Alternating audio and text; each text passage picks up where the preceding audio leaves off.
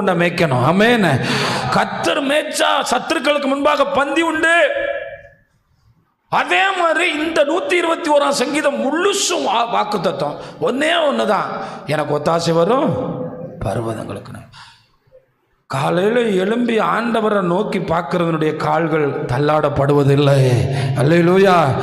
ஆமாம், கால்கள் தள்ளாடுதலுக்கும், அதாவது இந்த கால்கள் தள்ளாடுதல் என்பதை நான் குறித்து எப்படி நான் எப்படி சொல்கிறேன்னா, எனக்கு நாளைக்கு 50,000 ரூபா தேவைன்னா அது நாளைக்கு கிடைக்கணும். எனக்கு இந்த மாதம் இந்த அற்புதம் நடந்துரும்னா அது நடந்துடணும். அது நடக்கலைன்னா என் கண்ணிலிருந்து கண்ணீராக வரும்.